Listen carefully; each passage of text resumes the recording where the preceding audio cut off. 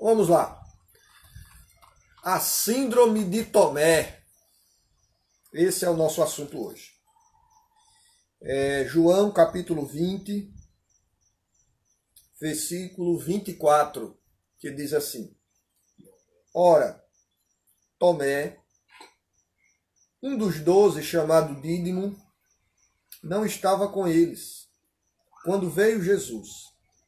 Disseram-lhe então os outros discípulos: Vimos o Senhor.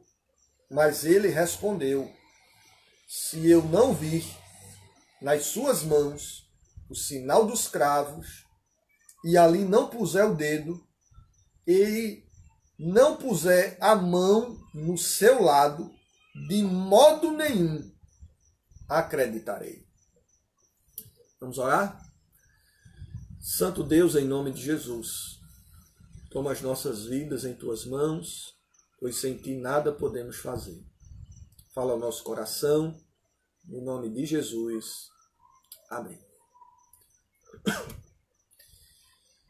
A síndrome de Tomé. Amados, o Senhor Jesus, à luz do capítulo 1 e capítulo 3 de Marcos, a Bíblia diz que ele chamou todos aqueles que ele quis. Não eram os que estavam disponíveis, não eram os mais habilidosos, não foram aqueles que aceitaram o seu convite. A Bíblia diz que ele chamou quem quis, mostrando que o seu chamado é eficaz, o seu chamado é soberano e também que o seu chamado é irresistível. Deus, a Escritura diz, ele opera tanto no querer como no realizar. Não existe ninguém que pode resistir ao chamado eficaz do nosso Deus. Dentre esses 12, está lá o Dídimo, está lá o Tomé. Tomé, que para muitos hoje já deixa de ser um nome próprio, mas um adjetivo. Aquele é um Tomé. Tomé, muitas vezes, é até esquecido por outros feitos, por outras ações e até pela sua morte. Foi tão honrosa que morre pela causa de Cristo por conta de uma vacilação em sua fé, por conta de uma escorregada na sua espiritualidade. E aí, amados, eu gostaria de falar sobre esse personagem. Muitas vezes falamos muito de Pedro, de Paulo, de João, de Mateus, dos escritores apostólicos, mas nem sempre ouvimos falar um pouquinho de Tomé. E aqui eu gostaria de falar sobre essa situação de Tomé. E a primeira lição que eu gostaria de extrair desse texto, meus irmãos, é que as dificuldades do presente, elas deletam as lições do passado, ou elas tendem a deletar as lições do passado. Primeira lição: as dificuldades do presente, elas tendem a deletar as lições do passado. Veja o que é que o apóstolo está dizendo. O apóstolo recebe um depoimento dos seus colegas de ministério. São mais do que 2 testemunhas. O Antigo Testamento diz que por testemunho de 2 pessoas o relato deve ser aceito. Mas o apóstolo, ele está com uma venda tão grande, ele está tão abraçado com a incredulidade, ele está tão agarrado com o desespero, que ele diz o seguinte: vocês 10 estão dizendo que viram o Senhor, mas eu quero dizer a vocês que se eu não ver, ele é tão incrédulo que ele nem crê somente no que ele vê. Mas ele diz: se eu não ver e se eu não tocar em suas mãos e ao seu lado, ou seja, na costela, onde houve a perfuração por uma lança, eu não vou crer. Com isso, o apóstolo Tomé, ele nos dá algumas lições. Entre elas, o apóstolo Tomé e aqueles outros 10 que lá estavam, porque Judas já tinha se suicidado, eles nos ensinam sobre as limitações apostólicas. Tomé e aqueles outros apóstolos, eles nos ensinam o quanto a nossa fé pode ser uma fé vacilante. Aquele grupo, ele passa a informação para cada um de nós que não existe infalibilidade papal, que não existe impecabilidade na cadeira apostólica, como fala a teologia romana, que a partir do Concílio de Vaticano I, a Constituição foi promulgada na 4ª sessão daquele concílio, em 18 de julho de 1870, pelo Papa Pio IX, de que o papado, de que o Papa, de que a sucessão apostólica, na sua cadeira, ele é infalível, tanto no seu ensino, como na sua ética, na sua moral. Aqui nós vemos, amados irmãos, apóstolos fragilizados, desencantados, desmotivados. Aqui eu gostaria de lembrar os irmãos que a ideia de uma perfeição e de uma impecabilidade apostólica, ela não é oriunda da Escritura, porque nós vemos várias vezes os apóstolos tendo uma fé vacilante. Observe que na tempestade, quando os discípulos vão acordar Cristo, ou seja, os apóstolos, Senhor, não te importa que pereçamos, eles são repreendidos logo em seguida, porque fostes tão pequenos na fé. Então o Senhor acusa os apóstolos, os seus discípulos, de não terem uma fé vibrante, de não ter uma fé contundente. Você vai observar também adiante, lá na cena da transfiguração, quando Pedro, Tiago e João estão no monte vendo o prefácio da glória celestial, existem 9 apóstolos que estão no vale, lutando contra um demônio que possuía uma criança, que ora caía no fogo, que ora caía na água, e eles não conseguem expulsar aquele demônio. E Jesus chega para os seus alunos e critica o comportamento deles. Ó geração perversa e incrédula, até quando eu estarei convosco? Essa crítica é feita aos apóstolos. Perceba, amados irmãos, que nós vivemos numa sociedade que muitas vezes tem uma fé débil. E que aqui eu aprendo, amados, a partir da fraqueza dos apóstolos, que os pastores também têm uma fé vacilante e que precisam de ajuda.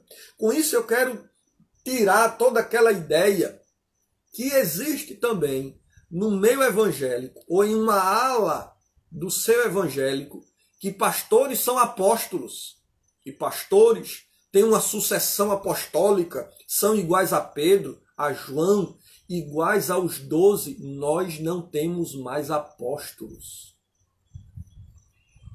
São pastores que muitas vezes pregam uma divinização dele, onde a sua oração é a mais forte, a sua vida é a mais piedosa, ele é o mais forte entre os fortes. Isso não é verdade. A gente observa na Escritura que os apóstolos erraram, pecaram, vacilaram, fraquejaram e tropeçaram na fé. Com isso, eu aprendo, amados irmãos, que os apóstolos são falhos e nós também. Não sei se vocês perceberam, mas nós começamos a nossa live hoje com a canção da cantora Fabiana Anastácio, cantora evangélica, que morreu aos 45 anos por Covid-19, onde muitos depois tripudiaram da fé dessa amada irmã, dizendo: cadê os pastores da prosperidade? Cadê os crentes que falam que Deus cura, que Deus faz isso, que Deus faz aquilo outro? Amado, a fé cristã não é uma bolha de proteção contra transtornos emocionais e contra doenças físicas. Os apóstolos tinham uma fé trôpega, uma fé manca nesse momento. E com isso eu aprendo que nós precisamos ter cuidado, nós pastores, e o rebanho para com o seu pastor. Mas aqui eu aprendo também que nós pastores precisamos ter uma visão mais paciente e uma visão mais compassiva para com os erros do rebanho. Os apóstolos tiveram uma fé fraca, porque os pastores atuais não podem ter, porque as ovelhas atuais não podem ter. Aqui, amados irmãos, Tomé, ele desacreditou toda uma estrutura teológica de ensinamento do Redentor. Toda a mensagem de Cristo. A morte de Cristo não foi algo súbito, não foi algo inesperado. Jesus advertiu os seus discípulos durante todos os 3 anos de ministério que ele morreria. Lucas capítulo 9, versículo 22, a Bíblia diz: é necessário que o Filho do Homem sofra muitas coisas, seja rejeitado pelos anciãos, pelos principais sacerdotes e pelos escribas, seja morto. E ao Lucas capítulo 12, versículo 50, a Bíblia diz: tenho, porém, um batismo com o qual hei de ser batizado, e quanto me angustio até que eu mesmo se realize. Ou seja, Jesus disse aos seus discípulos que iria morrer, bem como ele disse aos seus discípulos que iria ressuscitar. Lembra lá daquela situação de que quando o Senhor começa a falar de sua morte, Pedro, lá no capítulo 16 de Mateus, versículo 23, diz: Senhor, que negócio de morte, que negócio de sacrifício, que negócio mais melancólico, mais existencialista, abandona esse negócio. A Escritura diz que Jesus olha para Pedro e diz: arreda, Satanás, tu és para mim pedra de tropeço, porque não cogita as coisas de Deus, e sim as dos homens. Perceba, amados irmãos, que a primeira lição é que nos momentos de dificuldade, parece que as lições pretéritas, elas se diluem. Você precisa, nesse momento de dificuldade, de pandemia, se agarrar às promessas. As lições que Deus já lhe deu, quantas experiências espirituais Deus já concedeu a você, quantos livramentos, quantas provisões, dize quantas bênçãos você já recebeu da divina mão. Vem dizer todas de uma vez e verás surpreso o quanto Deus já fez. Com isso, amados, eu gostaria de extrair a segunda lição desse texto. E a segunda lição é que as dificuldades desnorteiam nossos comportamentos. As dificuldades da vida, elas são desorientadoras. As dificuldades da vida, elas têm uma capacidade de tirar nossa lógica, de tirar nossa sobriedade, de tirar nosso senso de equilíbrio. E aqui eu gostaria de ver essa desorientação apostólica em duas coisas. Primeiro, a dispersão apostólica. Na hora da dificuldade, amados irmãos, nós temos uma tendência a nos dispersar. Nós temos uma facilidade ao isolamento. As provas da vida, as lutas da vida, elas nos dispersam de nossas famílias, daqueles a quem amamos. Nós saímos de redes sociais. Quantas vezes o drama lá do WhatsApp, fulano saiu. Quantas vezes os dramas de grupos familiares que você percebe que existe uma tendência ao isolamento. Olha que coisa, na descida do Espírito em Pentecoste, a Escritura diz que haviam 120 crentes. Antes disso, na ascensão de Cristo, Paulo fala reduzido para 120 e agora a gente só vê 11. As dificuldades da vida nos desorientam, depõem muitas vezes contra a nossa teologia, contra as nossas crenças. A nossa tendência é de correr como Elias, que fugiu para a caverna, correr como os apóstolos que estão presos aqui, e a Escritura diz que eles estão com as portas trancadas. Olhe para a sua Bíblia. João, capítulo 20, versículo 26, a Bíblia diz: 8 dias passados, estavam outra vez ali reunidos os discípulos e Tomé com eles, estando as portas trancadas. Olha a desorientação. Primeiro eles se dispersam de uma multidão de discípulos, que não era só os 12. Essa multidão não se converte na ascensão de Cristo. Eram mais de 500. Aqui só existe 11. Mas ao mesmo tempo que existe dispersão, existe clausura. Eles se fecham numa panela apostólica. Eles se fecham num grupinho eclesiástico. Eles se reúnem na caverna da solidão e trancam a porta. Essa porta trancada é um grande símbolo. E é um grande link que nós temos para os nossos dias.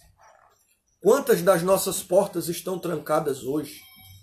Não saímos de casa, não passeamos, não vamos trabalhar. Aquelas portas estão trancadas por algumas razões. Primeira delas, aquelas portas estão trancadas porque os discípulos estão com medo. O medo nos esconde. O medo coloca uma redoma de proteção, onde não saímos do quarto, nos escondemos na sala, nos escondemos no nosso apartamento. Eles estão com medo e a reflexão deles é: se com o Mestre fizeram o que fizeram, o que hão de fazer conosco? Se ao Deus homem deram cusparadas, bofetadas, crucificaram, tripudiaram, o que é que vai fazer conosco? Não é essa muitas vezes a nossa sensação? Se fulano pegou, eu vou pegar. Eita, olha, está cada vez chegando mais perto. Esse negócio que nasceu na China, depois foi lá para as bandas da Itália, e esse negócio chegou vindo, mas está longe. E aí lá pelas tantas chega lá na Espanha. Depois da Espanha esse negócio chega lá em São Paulo, mas está longe. E aí esse negócio chega em João Pessoa e a gente diz: não, isso é uma questão política, é uma briga. Aí depois você percebe: eita, o amigo do meu amigo pegou. Aí depois é o seu amigo que pegou. Aí você diz: eu sou o próximo. Aí você se tranca. Aí as suas portas, os ferrolhos começam a agir.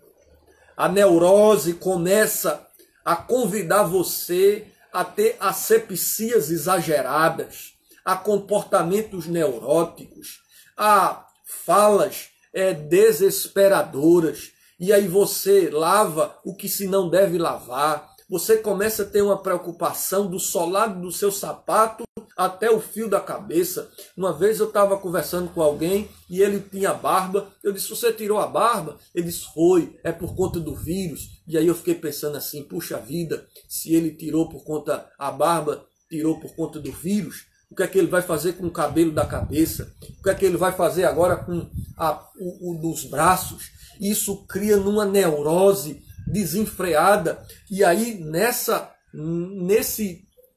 ausência de freios, trancamos as portas. As portas estão trancadas também pela ausência de paz. Perceba que a primeira fala de Cristo a esses discípulos no capítulo 20, versículo 19 é: paz seja convosco. Aquelas portas trancadas refletem a agonia dos apóstolos, refletem a perturbação da alma de cada um daqueles, de Pedro, de João, de Tomé, de Bartolomeu, de Judas, de Tiago. Aquelas portas fechadas representam a ansiedade, a perturbação. E agora perdemos o mestre, não temos o sermão da montanha, não temos o sermão profético, e agora não temos mais a presença consoladora de Cristo, e agora, quando a gente não conseguiu expulsar o demônio, Cristo veio e expulsou. Quando nós não conseguimos orar pelos doentes, Cristo veio e trouxe cura e trouxe ressurreição. Agora estamos sozinhos. Aquelas portas estão trancadas, porque eles estão com a percepção da ausência de Cristo. Amados irmãos, muitas vezes a ansiedade é o antônimo da fé. Muitas vezes a ansiedade é o oposto à confiança. E aqui eles estão com a sensação de ausência de Cristo. E isso faz com que eles tranquem a porta. Isso gera medo, isso gera ausência de paz. Mas, graças a Deus, que esse texto não termina aqui. Esse texto não termina com as portas trancadas. Não termina com os gritos da incredulidade de Tomé, que não acreditava nem se ele visse.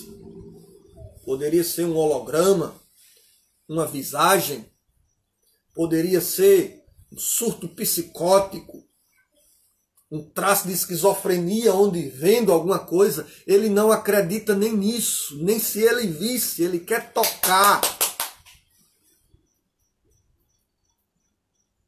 Mas esse texto nos dá a terceira lição. E a terceira lição é Cristo, quando ele vem, ele traz paz.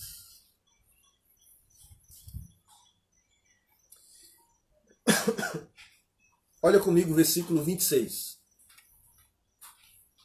O 26 diz assim: passado 8 dias, estavam ali reunidos os discípulos e Tomé.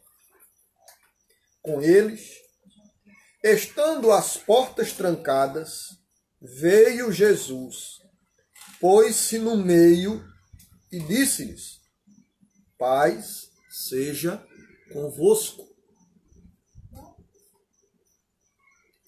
E aqui eu gostaria de extrair algumas lições. A primeira delas é que não existe portas trancadas para Cristo. Cristo não conhece obstáculos. Cristo desconhece dificuldades. Todos estavam trancados, com medo de ser os próximos, quem sabe a serem crucificados. Como apacentar os demais se eles não conseguiam guardar nem o seu próprio coração? Alguma vez você se sentiu assim? Como cuidar dos filhos, onde eu preciso de cuidado? Como trazer força se estou enfraquecido? Como falar de esperança se estou desesperado? Aqui, amados, a Escritura nos ensina que Cristo está acima dos obstáculos. Ele entra mesmo nas portas trancadas. E louvado seja Deus por isso. Porque às vezes nós estamos tão fracos, mas tão fracos, que nem a porta a gente consegue abrir. Uma outra lição que esse texto nos dá é que Cristo, quando vem, ele traz paz. Cristo se posiciona no centro dos apóstolos, no centro da casa, e diz: paz seja convosco. Oh, meus amados, a verdadeira paz, ela não virá na dose de um uísque. A verdadeira paz, ela não vem numa viagem, numa conta bancária robusta. A verdadeira paz não virá, e não se engane, quando você escutar no noticiário achamos uma vacina. Isso pode trazer momentos de paz, mas nós sempre teremos batalhas a serem travadas. Nós sempre teremos dificuldades a serem vencidas. A nossa verdadeira paz, ela está em Cristo. Ele mesmo disse: deixo-vos a paz, a minha paz vos dou, não vos-la dou como o mundo a dá. Cristo entra nas portas fechadas, Cristo traz paz, mas agora ele faz uma outra coisa. Cristo repreende a incredulidade de seus apóstolos, em especial de Tomé. Cristo não trouxe apenas paz, Cristo trouxe exortação. Cristo trouxe disciplina. E aqui eu quero convidar você a olhar o versículo 27.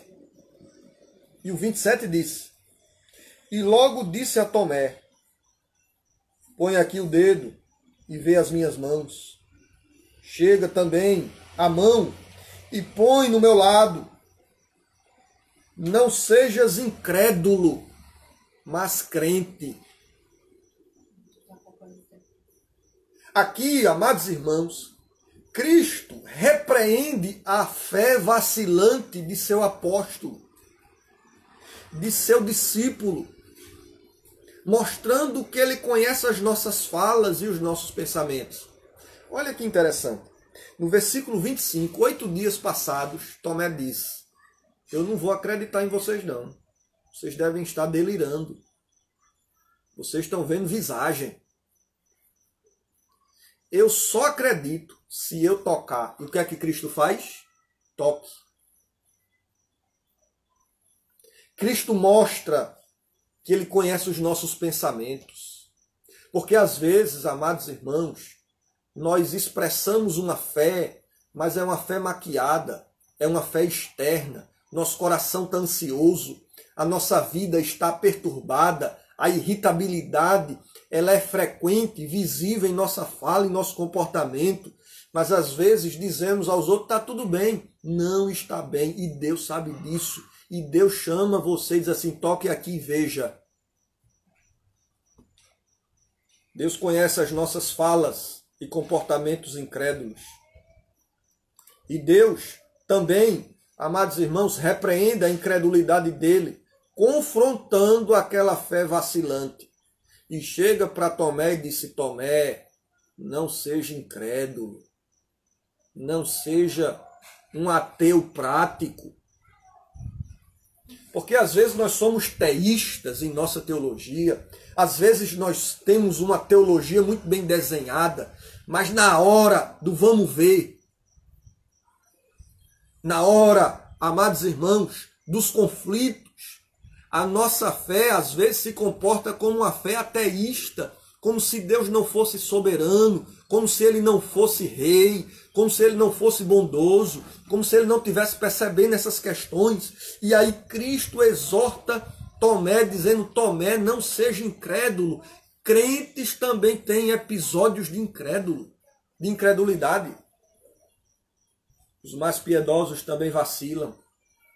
E aí, meu amado, pouco importa se você já leu livro de teologia, se você fez seminário, se você tem 200 anos de fé cristã. Todos nós, aqui e acolá, nós somos discípulos de Tomé. Jesus repreende Tomé publicamente. Seja crente. Às vezes, irmãos, a gente precisa de umas saculejadas de Deus assim, ó. Às vezes a gente precisa de uns balanção assim de Deus, dizendo: seja crente, rapaz. Em quem você tem crido? Às vezes a gente precisa assim de um saculejo divino que traz paz e exortação. Não queira só a paz, livre da disciplina e da exortação dos céus. E quando Deus dá essa repreensão em Tomé, o que é que Tomé faz? Versículo 28. Respondeu-lhe Tomé, Senhor meu e Deus meu. Aleluia! Louvado seja Deus! Tomé volta ao eixo da verdadeira espiritualidade. Tomé volta ao local da verdadeira piedade. Agora ele diz, Senhor, Tu és meu Deus e o Senhor meu. Quem é Tomé? Tomé agora, ele é invadido por essa graça, renovado. E agora eu gostaria de falar um pouquinho para você sobre a morte de Tomé. Tomé se tornou um evangelista na Síria, na Pérsia, mas sobretudo na Índia. A história diz que ele foi martirizado pelo rei de uma cidade lá da Índia. Lá na cidade de Madras, onde hoje fica o Monte de São Tomé e a Catedral de São Tomé, que foi supostamente o local do seu sepultamento. Alguns historiadores dizem que Tomé ou morreu com a lança ou com flechas enquanto ele orava. Foi um mártir da fé. Sofreu e morreu por aquilo que antes ele negou. Tomé é um grande símbolo de superação. Não reduzamos Tomé àquele momento de incredulidade, ele é muito mais do que isso. É um servo que tem uma fé vacilante, que ora crê, mas que ora vacila. Portanto, meus irmãos, que nós venhamos pedir a Deus a graça para superarmos os nossos desafios. Eu quero orar por você, para que Deus lhe ajude, para que Deus renove a sua força. E se você está com algum sintoma de Tomé, porta trancada, medo, que você diz assim, eu não creio não. Ainda que eu veja, eu ainda vou ter dificuldade. Eu quero orar pela sua vida. Vamos orar? Bondoso Deus, em nome de Jesus, toma, Senhor, as nossas vidas em Tuas mãos, pois sem Ti nada podemos fazer. Toma a nossa fé trôpega, a nossa fé vacilante, e dar-nos uma fé robusta, Senhor, uma fé viva, uma fé que os apóstolos tiveram depois do enchimento, ó Deus, e depois do Pentecoste, a ponto de negarem as suas vidas, a ponto de não terem as suas vidas preciosas para eles mesmos. Então ajuda-nos a termos essa mesma capacidade. Toma esses irmãos que estão cansados, toma esses irmãos que estão desmotivados, que estão trancados não só fisicamente, mas emocionalmente também, Senhor. Traz fé, traz confiança, no nome de Jesus. Amém e amém. Que Deus abençoe a sua vida. Quero dar uma boa noite para você. Que Deus renove as suas forças.